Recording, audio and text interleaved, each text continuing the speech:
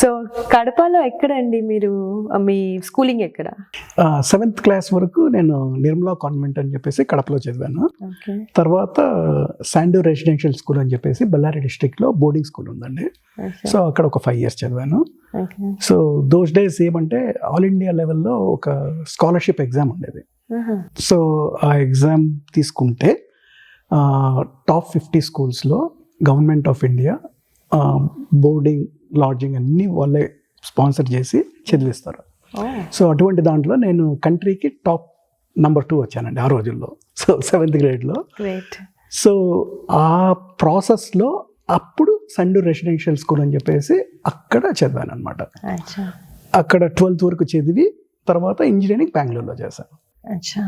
So ఏమైనా memories ఉన్నాయా మీ school ఏజ్లో? Lots of memories. So college గురించి చెప్పండి.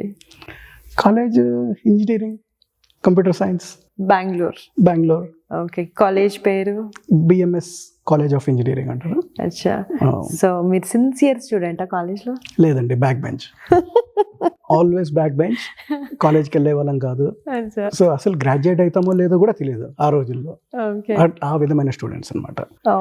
హై స్కూల్ వరకు బాగా చదివాము. ఇంజనీరింగ్ జాయిన్ అయ్యేతలకి డిస్ట్రాక్షన్స్ ఎక్కువ ఉన్నాయి అనమాట బెంగళూరులో. సో ఆ డిస్ట్రాక్షన్స్ లో పడి చదువు పక్కన పెట్టాము అనమాట. డిస్ట్రాక్షన్స్ అంటే ఏమైనా లవ్ స్టోరీసా? అన్ని రకాలు అనుకోండి, అన్ని మసాలాలు ఉన్నాయి లైఫ్ లో. సో ఏం లేవు లవ్ స్టోరీస్ మీకు? అన్ని ఉన్నాయి అంటే ఎంత ఈ ఛానల్లో చెప్పకూడదు అవన్నీ. ఓకే. సో కడపలో మీ ఫేవరెట్ ఫుడ్ ఏంటండి? అంటే కడప వాసులు ఏం తింటారు ఎక్కువ? అది చెప్పాలండి మీకు 2 ఉన్నాయి ఐటమ్స్ కడపవి. ఒకటి దోశలు. మామూలు మీ ఆలు పెట్టి సాంబార్ పెట్టి చట్నీ పెట్టి వేసే దోశ కాదు. కడప దోశ అంటే ఎర్రకారం వేసి పొడి వేసి గీ వేసి దాని కథ వేరే ఉంటుంది. కానీ అది ఓన్లీ కడప అండ్ కడప సరౌండింగ్స్లో మాత్రమే దొరుకుతుంది, ఎందుకో నాకు తెలియదు. సో ఎర్రకారం దోశ వాళ్ళు అంటారు మేము. అందుకోసం కారం తిన్న వాళ్ళకి ఎక్కువ పౌరుషము అది ఉంటుంది అంటారు. కడప వాళ్ళకి అవన్నీ ఉంటాయి అన్నమాట. పొగరు ఉంటుంది, కోపం ఉంటుంది. ఇవన్నీ మాకు నార్మల్ అనమాట. సో కడప దోశలు ఎర్రకారము మళ్ళీ బొంబాయి చట్నీ అంటారు, అవి 2 కలిపి వేస్తారు. So that is one of my favourites. ఇప్పటికి కూడా పోతే ఆ షాక్లో తినాల్సిందే, 2-3 సార్లు అయినా తినాల్సిందే. ఇండియాకి పోతే దానికోసం ఉన్న పొయ్యి తిని తర్వాతే వేరే దగ్గరికి వెళ్ళేది.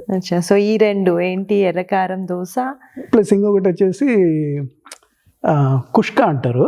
సో బేసిక్లీ ఏమంటే ఎర్లీ మార్నింగ్ 6 o'clock 7 o'clockకి బిర్యానీ రైస్ అనమాట.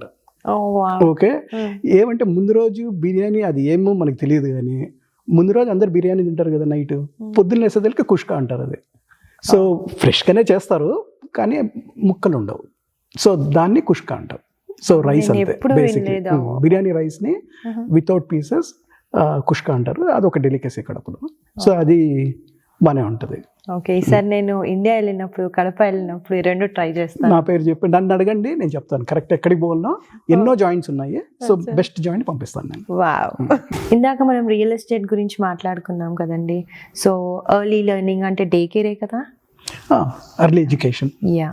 సో డే కేర్స్ మీ ఫ్రాంచైజ్ ఎన్ని ఫ్రాంచైజ్ హ్యాండిల్ చేస్తున్నారు మీరు? 14 locations ఉన్నాయండి. అచ్చా. Within Boston? We are in 2 states, Massachusetts and Connecticut. అచ్చా. ఒక్క లొకేషన్ ఒహాయోలో ఉంది, but that's I consider only 2 states. అచ్చా. సో డే కేర్స్ అంటే బేసికలీ అంటే I don't think it is that straight forward. అంటే చాలా జాగ్రత్తగా ఉండాలి, లైసెన్స్లు రావడం కూడా చాలా కష్టము అని నేను వింటాను. సో దాని గురించి మీరు ఏమంటారు? లైసెన్సింగ్ అప్లై చేస్తే మీరు పెట్టాలి అనుకుంటే డినై చేసే క్వశ్చన్ ఉండదు, వస్తుంది లైసెన్స్, ఎవరికైనా వస్తుంది. ఏమంటే you have to follow the norms. ఒక ఫర్ ఎగ్జాంపుల్ 10 మంది పిల్లలు ఒక క్లాస్ రూమ్లో ఉండాలి అంటే దానికి తగ్గట్టు ఒక స్క్వేర్ ఫుటేజ్ ఉంటుంది, సేఫ్టీ స్టాండర్డ్స్ ఉంటాయి. సో ఆ ప్రోటోకాల్స్ అన్నీ వాళ్ళ డెఫినేషన్స్ ప్రకారం మనం ఫాలో అవుతే డెఫినెట్లీ లైసెన్స్ ఇస్తారు.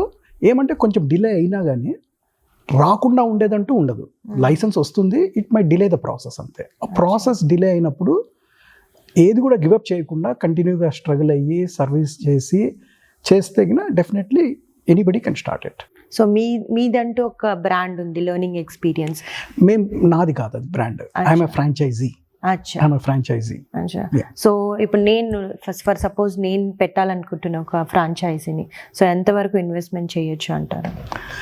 ఒక ఫ్రాంచైజ్ జనరల్గా ఏం చెప్తారు, డిఫరెంట్ కేటగిరీస్ ఆఫ్ ఇన్వెస్ట్మెంట్ అవసరం ఉంటుంది కదా. ఒక ఫ్రాంచైజ్ ఫీనే కాదు, లీజ్ అనుకోండి, లీజ్ ఇన్కమ్ అనుకోండి, FF&E ఉంటుంది, toys, setup, curriculum, courses, advertisement, ఇవన్నీ కలిపి ఒక డే కేర్ స్టార్ట్ చేయాలంటే ఒక $500,000 కావాలండి.